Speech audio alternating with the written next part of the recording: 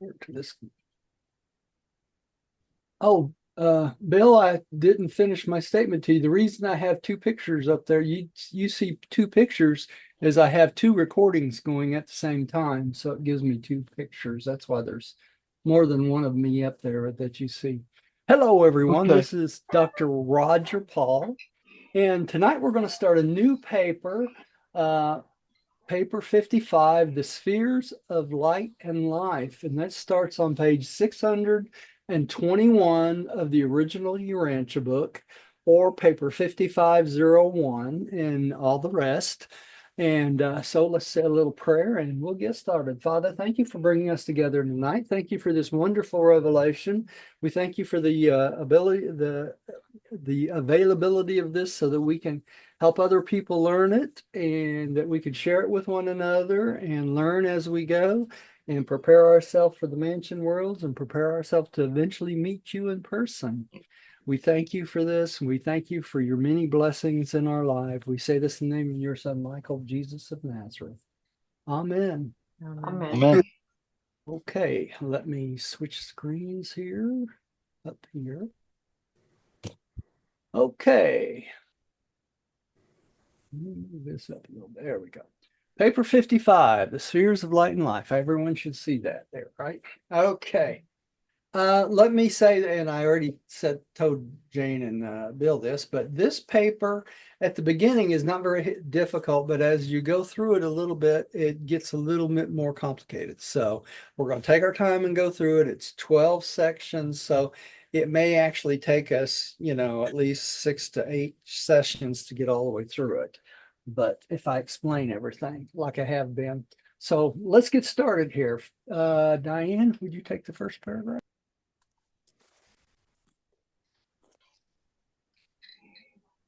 Paper 55, The Spheres of Light and Life. The age of light and life is the final evolutionary attainment of a world of time and space. From the early times of primitive man, such an inhabited world has passed through the successive planetary ages, the pre- and the post-planetary prince ages, the post-Adamic age, the post-magisterial sun age, and the post-bestowal sun age. And then is such a world made ready for the culminating evolutionary attainment, the settled status of light and life by the ministry of the successive planetary missions of the Trinity teacher sons, with their ever advancing revelations of divine truth and cosmic wisdom. In these endeavors, the teacher sons, your picture, honey, is in my way. I'm just on that. In these endeavors, the teacher sons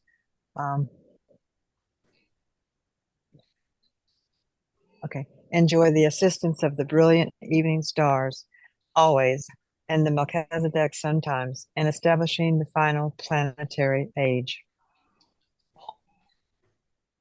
Unmute so you can hear what I'm saying.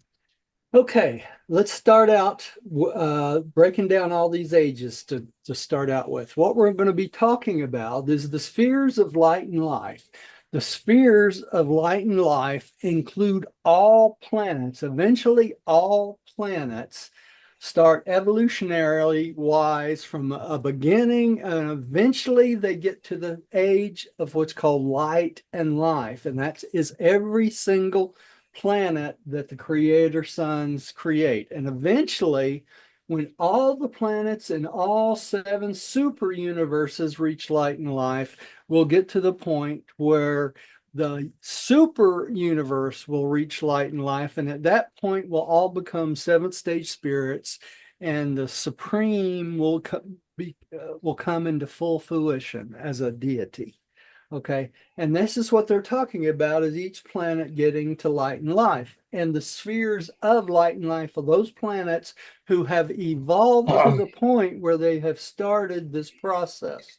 So that's what all these ages they're talking about. So let's just go through this real quick. The age of light and life is attainment of a planet that has progressed to a certain point so that they qualify to start the age of light and life. And the age of light and life is what we would consider probably heaven on earth, a perfect world. Okay, so all the struggles have ended, and we have gotten to a point where we're spiritually all on the same page. We all use the same language. We've amalgamated into the same race. So all the struggles of this planet is pretty much over, and that's what has to happen. But before we reach that, we have to pass through all these different ages, and that's what these planetary ages they're talking about. The pre and post planetary prince age. Well, the pre-planetary prince age is the age of human beings from the Andon and Fonda 500,000 years ago to about 250,000 years ago, where when the planetary prince actually starts comes to the planet with a staff of 100 volunteers, and that's the planetary prince age when he comes. Now, before that, 500,000 years have gone on before he even gets here. Okay, so all the beings on the planet are pretty barbaric, and we have just started the evolutionary process. Now, the post-planetary prince age is after the 100. We call them the Caligaster 100 because our Right. planetary prince was named Caligastus. So when the Caligastia 100 came, they started teaching the barbarians basic sociology, think how to make things, how to tan hides, how to cultivate plants, animal husbandry, and things like that. And that would be considered the post-planetary prince age. Okay. And that lasts up until basically Adam and Eve shows up. And in our particular situation, of course, Adam and Eve defaulted, so they don't even mention the Adam and Eve pre-age and post-age in this paragraph, because our next one would have been the magisterial sun age, wouldn't it? Mm-hmm. Okay. But we didn't have a magisterial son come next, did we? Our timing was off kilter because Jesus or Michael decided to come to this planet as our bestowal son. So since Jesus came, he came in place of what we would consider the first magisterial bestowal visit. Okay. So the pre-magisterial son age was filled in a little bit by Machiavellian Melchizedek trying to keep the concept of God the Father alive because of the default of Adam and Eve. Okay, so our magisterial son age would have been Jesus pre and Jesus post, and that would have been the post bestowal son age. Okay, because our bestowal son and our magisterial son is at the same time. However, we still will have a magisterial son age. The reason being is our timeline is discombobulated. In other words, normally our next age would have been a magisterial son, but it became Michael. And so since Michael came first, that means our magisterial son age will be after our bestowal son age. Does that make sense? Yeah. Is there any timeline? No timeline. There, this is they try to do this in sequence as much as they possibly can. But when a creator son makes the decision that he's going to come to a planet, that's totally up to him because he's the sovereign of the universe. Okay, so he can make that decision. So we will yet have a magisterial son come to visit. We'll have multiple magisterial son visits that will adjudicate the planet, but we probably will still have a magisterial bestowal son come to the planet. Okay. Roger, Yeah. question. Yeah. While we're on this sentence, for all the other planets and Nebadon, Right. our universe, who would their bestowal son be? It will be a magisterial son. Okay, So then is a magisterial son in two places? well, Here. it's not really because we have not had a magisterial son yet, Rodney. But We what I mean, prob we this is probably have had a magisterial son adjudicate the planet, but we've not had a magisterial bestowal son. We had a creator bestowal son, okay. which set everything off. Okay. So the other planets, they first get a magisterial son. Which is a bestowal son. Okay. Their first magisterial Oh, son will be a bestowal son. okay, Okay. And that bestowal son will upon his death, just like Jesus, upon his death will bring the spirit of truth to that planet. Okay. Just like okay. Jesus did. Okay. And bestowed the spirit of truth. Now, the reason our next son will be a magisterial son, and this is very hard to understand. This took me years to figure this out.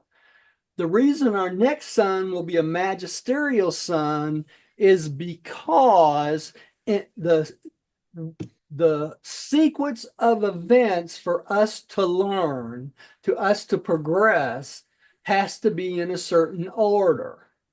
Okay. Correct. And so, since we've not had the benefit of a magisterial son, a physical magisterial son, our next bestowal should be a magisterial son rather than a Trinity teacher son. Now, why would that be? Because we are nowhere, shape, form, or in any way ready for a Trinity teacher son. Yeah. Not even close. Okay. So we're going to need a lot of advanced training yet to get a magisterial son in place and have the opportunity, the training for a magisterial son that's a bestowal son, so we can physically see him, so that we can be trained and ready for the next attainment, which would be a Trinity teacher son. Now, let Okay. me tell you why this is important real quick. I'll get right to you, Pam.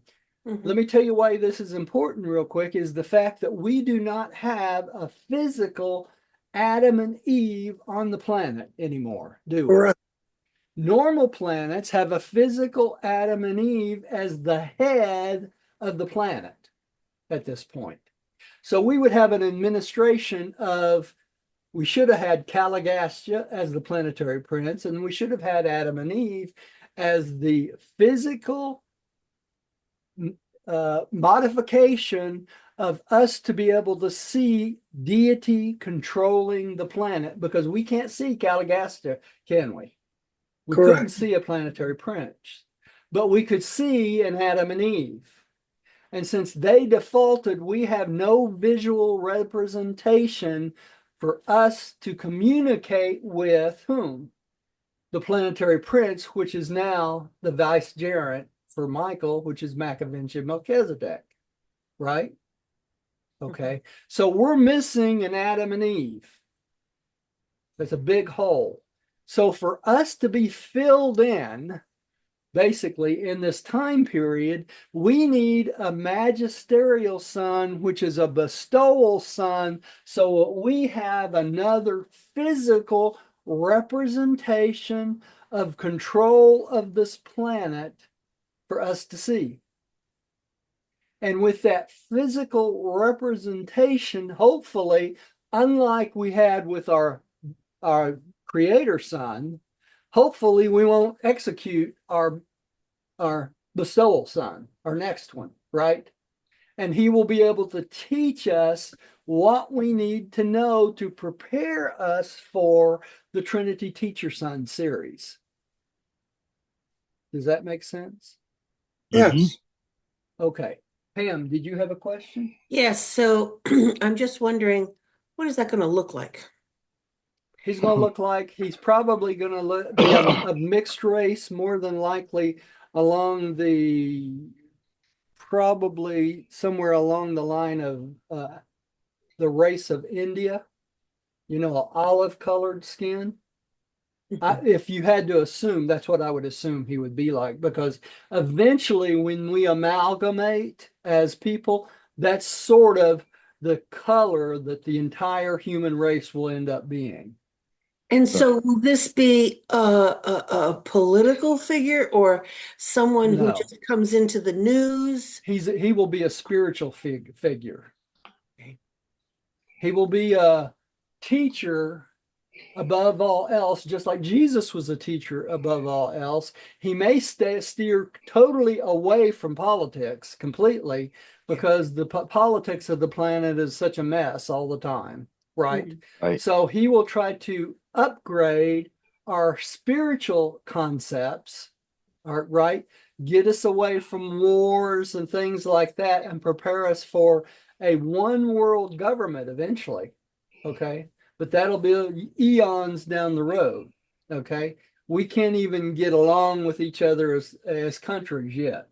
So, and we hadn't stopped warring. Until we stopped warring and start loving one another and brothers and sisters, there's a lot of work to do. Yeah. Yeah. Right? Yeah. Does that all make sense to y'all? Yes. So he will be the spiritual representation on the planet. And Okay. he may live for he will be physical in appearance. He will probably be male, look like he's a man. He will have no reproductive capabilities, so he won't have children. Okay, just like Jesus. All right. But he will probably live for several hundred years. Wow. Okay. Because Wow. the job he's going to do will not be something that he'll come for like 90 or 100 years like Melchizedek did and then say, well, I'm out of here. He will stick around and try to teach us spiritual values and things like that and prepare us for the next age, which will be the Trinity teacher son age. And when we get the Trinity teacher son, we'll have multiple Trinity teacher sons, and that will culminate in preparing us for what? The status of light and life. Mm. So these teachers will bring us into light and life. Now, I need to bring up a point here for all you Urantians that's listening out there. The reason this book is so important to us this age is we need to prepare teachers of this book, to prepare those who are going to come in the next generation after generation after generation, to prepare us to the spiritual state and the information in this book, so that we are ready for our what? Magisterial son visit, right? Right. And we will be ready for it when they come. That's one of the important things about this. We need more teachers, more and more teachers. Okay. And then it goes on to tell us when we have, notice here it says, the ministry of successive planetary missions of the Trinity teacher sons. We might be talking about several million years of the Trinity teacher son missions. You see what I'm saying? Because we've only got 619 planets when the book was written. We don't know how many there are now. There may be 620 or 25 or who knows. But our local system is only 2/3 done right now. So there's going to be another third of planets, another 300 and something planets that Jesus and our local universe mother spirit are in the process of preparing to create, that those will actually start the process that we did 1,000,000 years ago. Okay.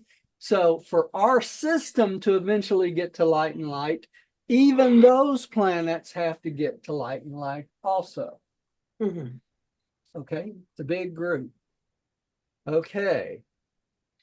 And in this process, when the Trinity teachers sons come, they will be have assistance of the brilliant evening stars, which we can't see them either, right? And the Melchizedeks for the very final planetary age before we step into light and life. Okay. So, having said all that on this very first paragraph, that's a lot to get through one paragraph. Mhm. Do you think this is going to start tomorrow? No, No. Hardly. You think we got a long way to go yet? Yeah. I think we do. You know, we can't push it along, but what can we do to make it faster? We can live spiritual lives. We can share our spiritual lives, and we can teach this book to prepare other people in their spiritual lives, and eventually get to the point that all these things are talking about we need to do, right? We're in the process, but we got a lot of work to do. Make sense? Yes. Yeah. Did I answer your question? Yes. Okay. All right. Didn't mean to interrupt you. I just didn't want to lose that thought for it. Flittered out of my mind like it does sometimes. Bill, would you take the next one? Yeah. This era of light and life, inaugurated by the teacher sons at the conclusion of their final planetary mission, continues indefinitely on the inhabited worlds. Each advancing stage of settled status may be segregated by the judicial actions of the ministerial sons in a succession of dispensations, but all such judicial actions are purely technical, in no way modifying the course of planetary events. What are they talking about here? The magisterial sons come to do what? Adjudicate the planet at about every dispensation, every 1,000 years or so. Okay. So in another 1,000 years, there's probably been one between now and when Jesus was here last. There'll probably be one in another 1,000 years where they'll have a mass adjudication. Will we know that happens? No. No. Why? Because we're not dead, right? We're still Right. alive. You know, all those that are being adjudicated or will be dead, and they'll be going on the dimension wars. They're not going to come back and tell us, are they? You know, I don't think that's allowed. All right. uh, Roger, Yeah. Yes. is it the same magisterial son? No, each one will have a different magisterial son. And Okay, that's why I'm saying that the magisterial missions can be two different ways. They can be a bestowal mission. In a bestowal mission, we might have up to 7 different magisterial sons that come to the planet in the physical form. We Okay. also might have 4 in a physical form and 3 in a non-physical form that come to do a magisterial mission in the non-human form. Okay. it would be spiritual, Spiritual. Right. like the Okay. planetary prince. Like the Or- planetary princes. That's right. Okay. Now, Okay. keep in mind, we think, well, how would we know what they're doing? Well, we won't know what they're doing, but all the guardian angels, all the staff of the planet that are assigned to this planet for spiritual uplifting and things like that, for finalitors and things, beings like that will all know they're here, and they will all know the mission. Okay. And help provide the information for the mission. And you wonder, you say to yourself, well, how will we know what the mission is? We may not know, but through the finalitors communicating with our thought adjusters, by the guardian angels communicating with us non-consciously, they may relay to us what the magisterial mission is in our life. And suddenly we have this epiphany of realization that this needs to be done in this lifetime. Okay. It's kind of like this. How can I say this? When I was 16 years old, okay, I felt the call to preach. I call it the call to preach. And the reason it's the call to preach, I had this innate knowing that my lifetime had something to do with teaching the gospel of Jesus. Okay? That's the same sort of thing that when people say, well, you were called to preach, that's what it is. But when people are called to do a certain mission in life, sometimes they wake up one morning and they say, my mission in life is to have children, take care of children. I know that's what I'm supposed to be doing. Now, nobody told them, right? Nobody communicated that with them unless it was a guardian angel or their thought adjuster. But it's not a conscious thing of somebody calling you on the phone and say, hey, I think you need to start doing this. You know what I mean? It's like an epiphany. You have these things, and there's going to be thousands of people that read this book over time, and one day they will wake up and say, I need to be teaching this book, just like it happened with our group, right? I had no idea I was going to start teaching this book, 12, 13 years ago when we started, right? No idea whatsoever. I always knew my mission in life was the Urantia book. I just didn't know how to do it.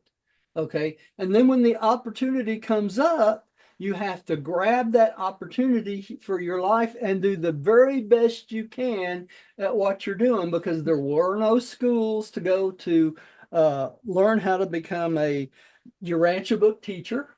Nowhere. I looked back in 1973. I called, what was it, Colorado, the group in Colorado, and I said, I was planning, I'm in school to go in the ministry, and I was going to go to the Southern Baptist school out in Texas. And I said, I'd like to go to a Urantia school instead. And they said, there is no Urantia school. We got a study group, but we don't have any schools anywhere, So there was no such thing as that.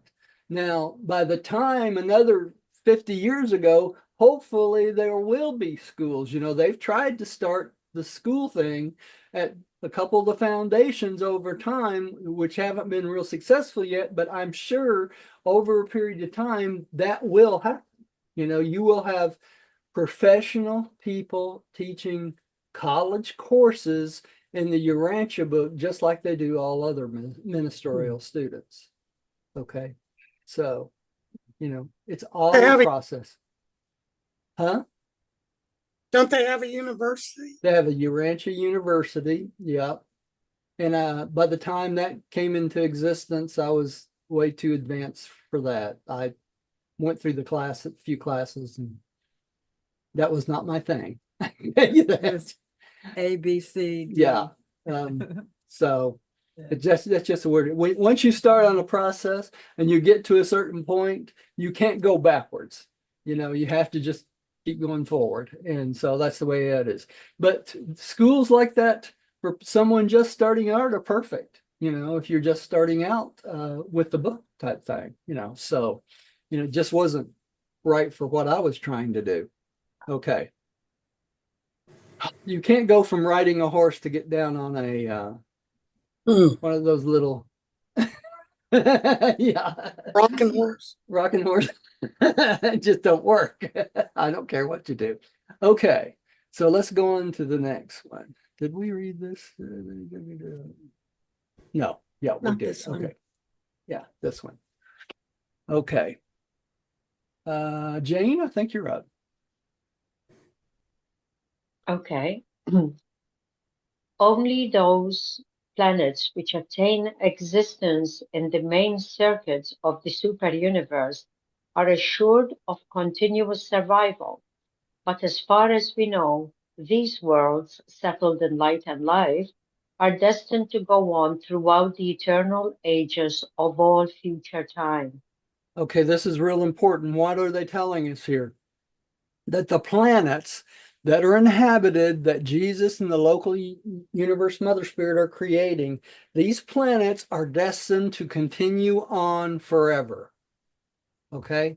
So in order for them to be settled in light and life, their physical structure and their continuous revolution around the suns and their stabilization, all this has to happen over millions of years so that they're completely stable before they are considered part of the main circuits of the super universe, as to assign them as being available for light and life. So their continuous survival has to be guaranteed. Now, y'all have heard me say it thousands of times. People say, well, when's the end of the world? The world is not going to end.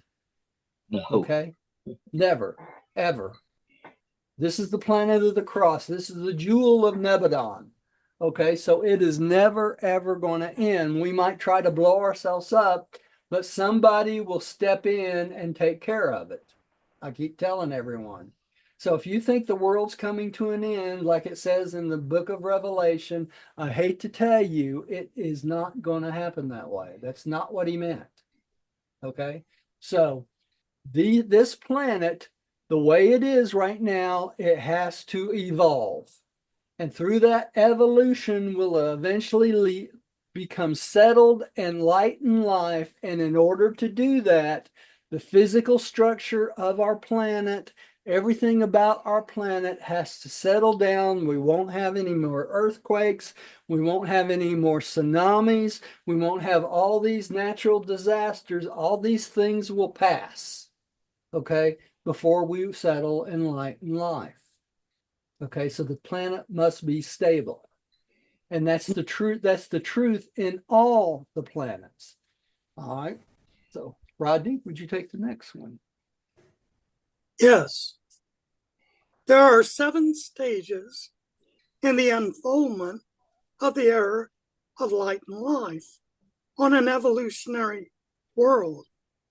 And in this connection, it should be noted that the worlds of the spirit fused mortals evolve along lines identical with those of the adjuster fusion series. These 7 stages of light and life are. All right, hold off just a second. I'll let you read the next paragraph, Rodney. First of all, the spirit fused mortals, those mortals who are not capable of fusing with their adjusters, everything works exactly the same as it does for the adjuster fused mortals. Okay, so just to let you know.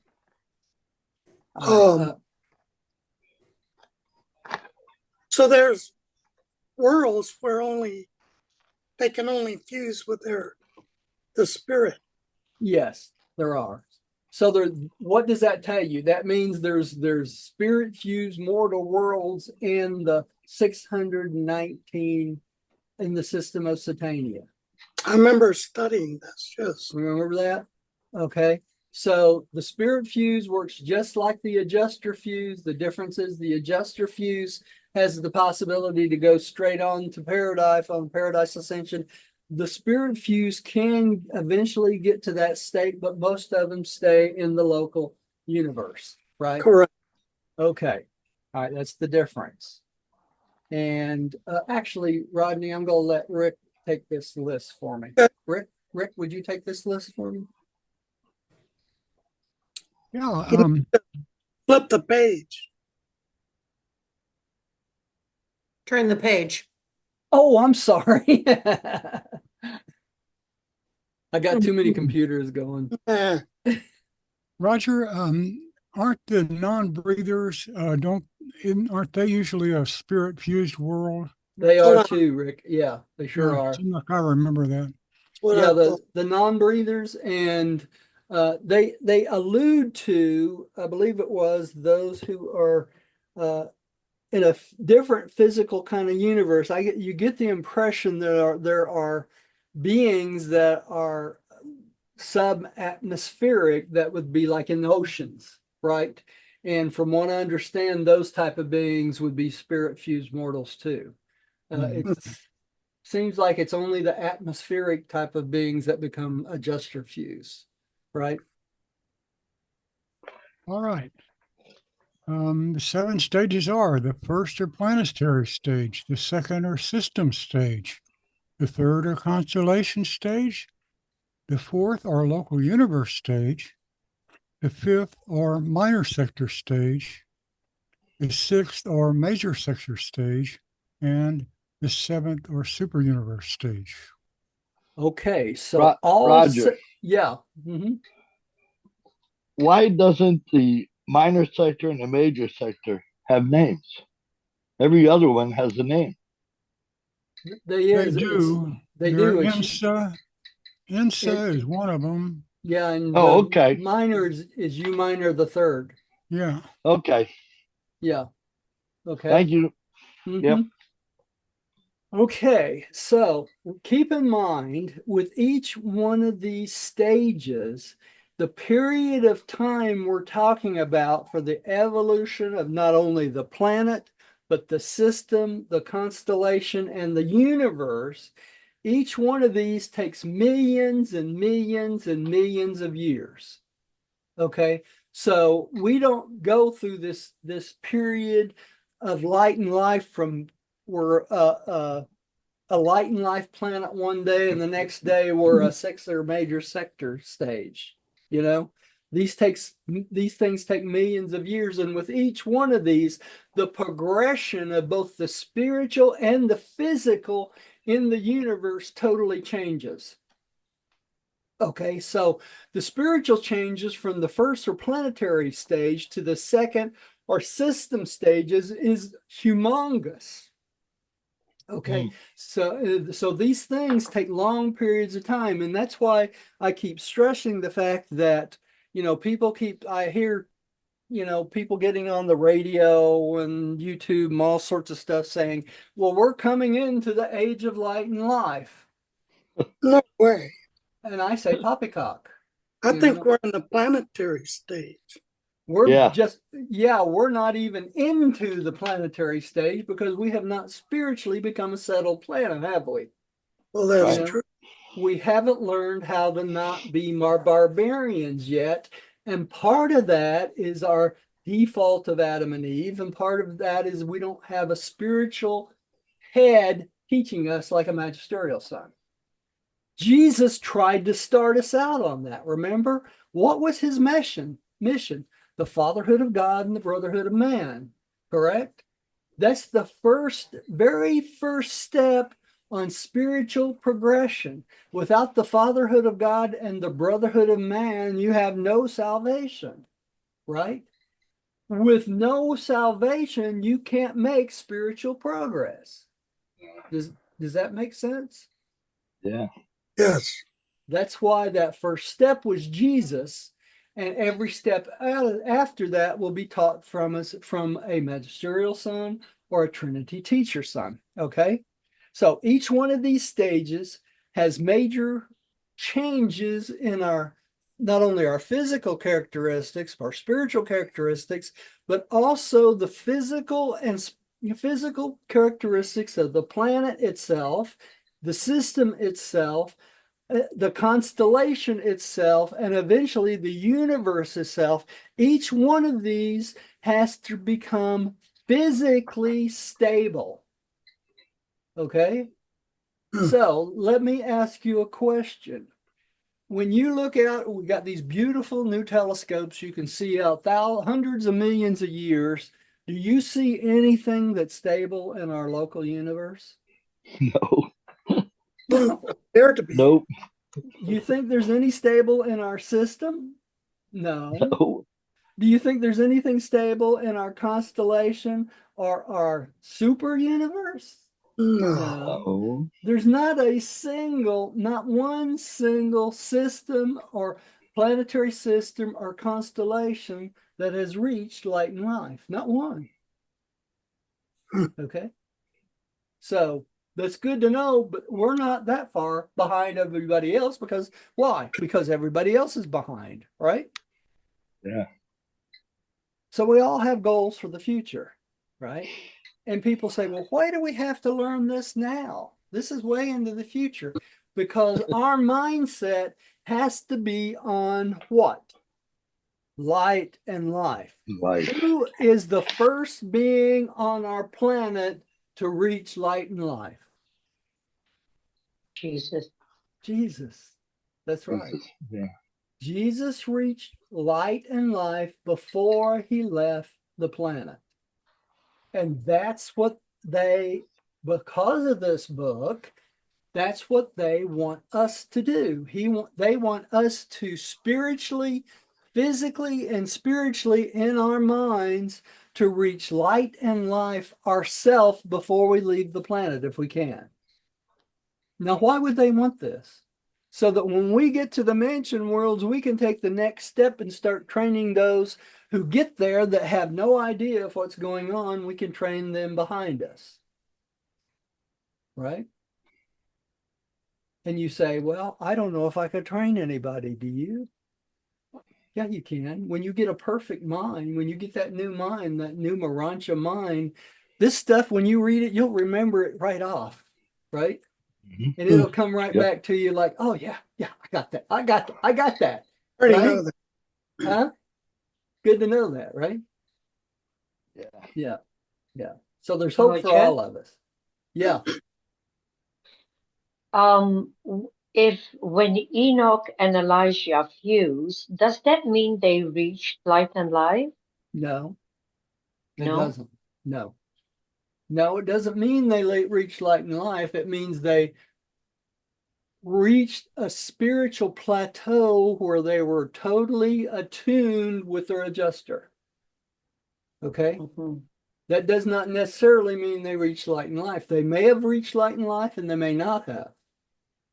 But since they fused with their adjuster before they left the planet, which this is going to talk a lot about that in this particular paper.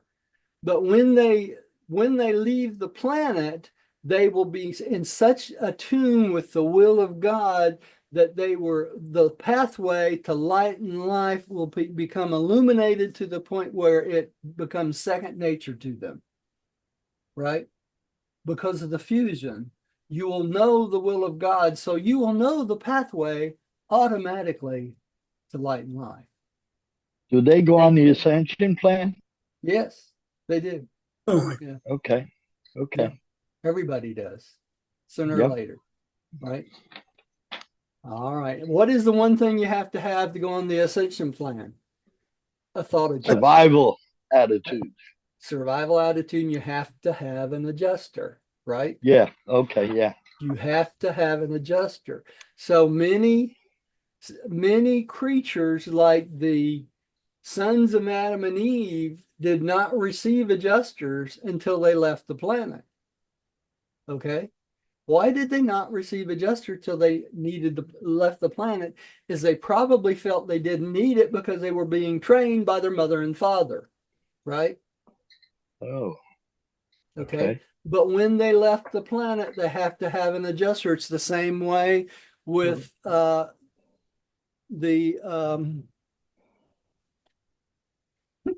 y'all help me. It's the same way with the unknown midwayers. the midwayers. Thank you, Rodney. My mind went. They have to have an adjuster to go on to the mansion worlds to start their ascension plan. They can live on this planet hundreds of thousands, even millions of years without an adjuster. But the minute they are allowed to go on to the mansion worlds, they have to have an adjuster to start their ascension plan. Okay. You see the importance of the adjuster? Yeah. All right. Because the midwayers, both the primary and secondary, do not get adjusters automatically. So they don't have souls. They don't have souls. That's right, Rodney. When they get that adjuster, what happens? They start developing what? Soul. The soul. That's exactly right. All right. Mm, Let's see who's next. Pam, would you take the next? okay. At the conclusion of this narrative, these stages of advancing development are described as they relate to the universe organization, but the planetary values of any stage may be attained by any world quite independent of the development of other worlds or of the superplanetary levels of universe administration. Okay, did y'all get that? Doesn't matter Mhm. what happens to the other planets. Our planet can advance through this process individually, right? Guess what else is true? It doesn't matter what's going on around you, who's going on around you, or anything else. You can develop to the stage of light and light, what? Independently of everyone else around you. Correct. Okay? Think of it as this way. Developing your own personal soul. Who influences your development of your own personal soul? No one. Only you do, right? It's individual. Your experience is individual. So your progression to light and life is individual. You can't make your brother or sister do it. You can't make your mother or father do it. You can't make your children do it. You can't make anybody else do it but yourself. Right? Mhm. So you're on your own, buddy, like it or not. Right? Mm. Look at Jesus. Look at the turmoil around his life, and he made it to light and life, didn't he? All right, that's the perfect example. Okay, the Urantia Temple. This one is amazing. Okay. Diane, did you start on the first one here? 1. The Urantia Temple. The presence of a Urantia temple at the capital of an inhabited world is the certificate of the admission of such a sphere to the subtle ages of light and life. Before the teacher sons leave a world at the conclusion of their terminal mission, they inaugurate this final epoch of evolutionary attainment. They preside on that day when the holy temple comes down upon earth. This event, signalizing the dawn of the era of light and life, is always honored by the personal presence of the paradise bestowal son of that planet, who comes to witness the great day.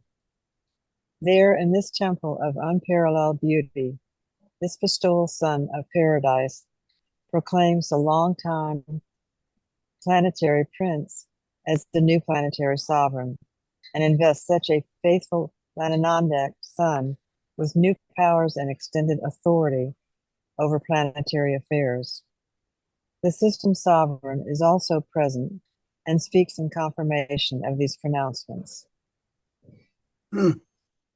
Okay, now y'all are smart enough. I've taught you enough over the years that there's several things in this paragraph you should be able to pick out right from the start that Yeah, are not the same on our planet, is it?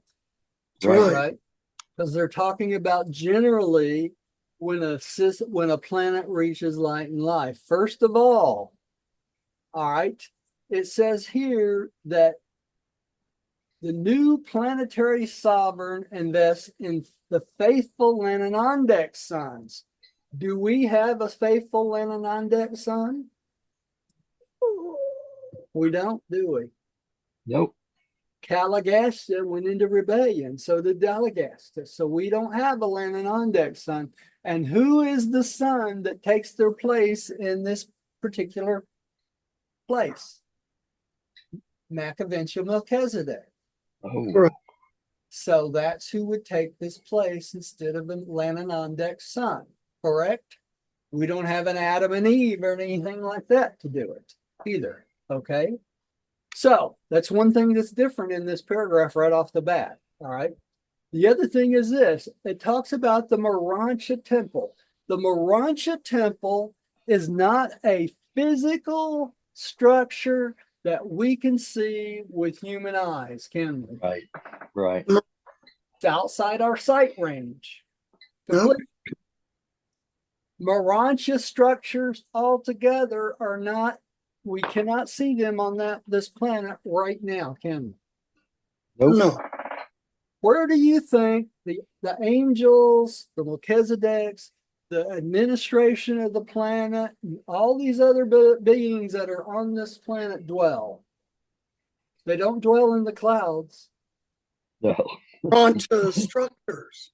Urantia structures. That's right. So somewhere, probably multiple places on this planet are Urantia structures to house these beings, right? What happened if we walked up to one? We wouldn't know We it was wouldn't there. see it. We wouldn't see it. We'd walk right through it, right? That's all there is to it. Yep. Okay. So the other thing at the beginning of this paragraph, I'm not going to get very far on this section, but it says here, such a sphere settled in the ages and light and life. Is that anywhere close to where we are right now? No. No, nowhere even close, are we? The Nope. other thing is this, it says here, just like it says in the New Testament, the book of Revelation, all right, when the holy temple comes down upon earth, all right, does the temple actually come down on earth? No, it doesn't. They don't bring the temple down from Jerusalem, do they? They don't bring the structure of the temple down. And it says this in paragraphs a little bit farther down here. All right. But what they do is this, they bring the plans of the temple to earth, and the mechanical physical controllers, along with a lot of other beings, construct the Urantia temple on earth. Now, just like they have already constructed other Urantia facilities for those beings that inhabit this earth that are assigned here. Okay? Now, we don't know where it is. We don't know where they are. They may be superimposed right on top of other buildings. We don't know that, right? So these temples could be someplace in the middle of a field and we could walk right through it and not know it's there, or it could be inside or superimposed on some beautiful building, and we walk in, we're walking into the temple as well. Would it matter? No, because the Urantia beings don't care if that's there or not. They say even when they revealed this book, the mighty messenger couldn't visualize the building that they were in. Okay. But they can see us, right? They could see us, but they couldn't visualize the Okay. physical building because they were so far above us spiritually, they had already lost sight of the physical structures. Okay. That's the whole point of that. All right. So when you read this, you can't think of this temple coming down from the sky, the holy temple coming down to earth, can you? And that's the way they describe it in the New Testament too. But the temple itself, the concept of the temple comes from Satania. So you could say that comes down from Satania, the plans for it, and then they Correct. put it together, right? Okay. Okay.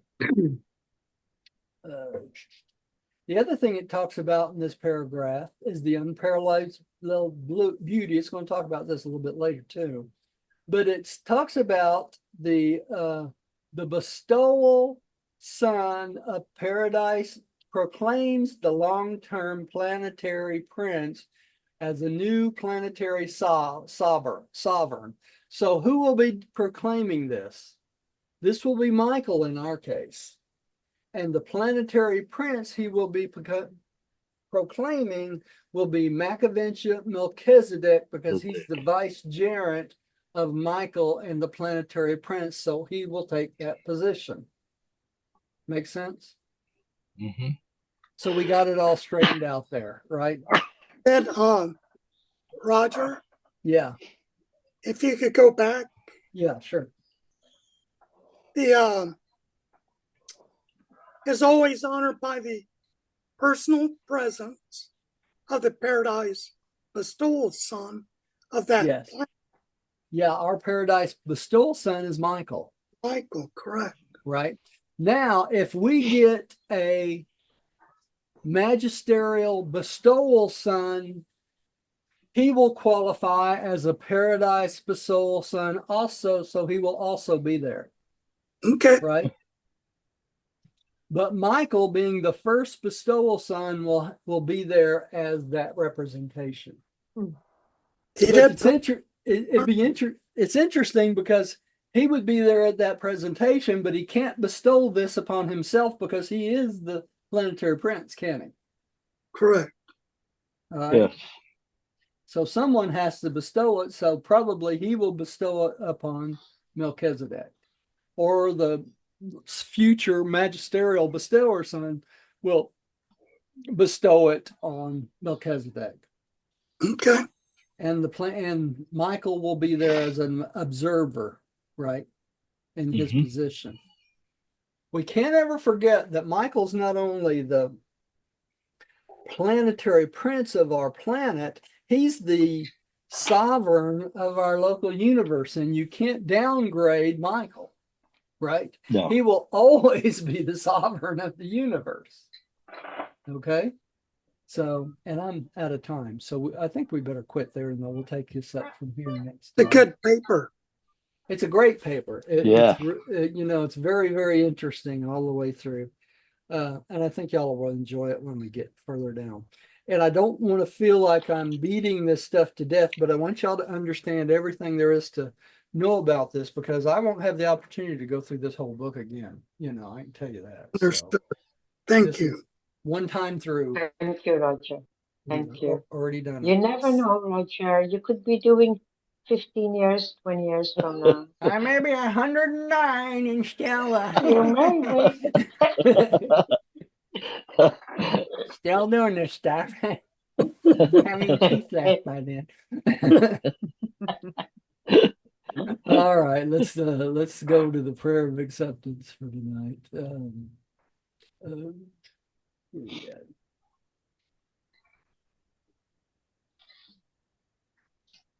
Okay, we should be there. Yes. Mhm. All right, Jane, you hadn't been with us a while. Do you want to do us the prayer of acceptance tonight? Yes, yes, with pleasure. All right. Prayer of acceptance. I believe that God is my paradise Father, and that only by faith am I saved. No sacrifice is necessary. By this same faith, I became a child of God, and a child of God, and know that all men and women are my brothers and sisters. We know the Son of God, the sovereign of our universe of Nebadon, is Christ Michael Jesus of Nazareth.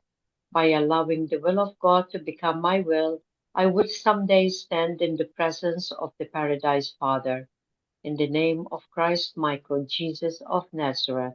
Amen. Amen. Amen. Amen and amen. Thank you, and Jane. Thank you, Thank Jane. you, And everybody. It's a pleasure being with you all. yeah, I'm glad Yes. you could make it tonight. Glad to see everybody out there tonight. Yeah. Yep. And Thank you. hope you can make it. We don't remember, we'll be doing our theme Thursday. We're still in the Thursday. difficult stuff. Yeah.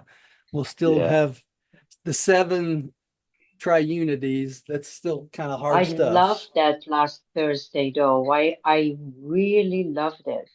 Well, I did need it to help? go back and listen to it again. Yeah. Yes, I It did was good. understand a lot, quite a bit, Yeah.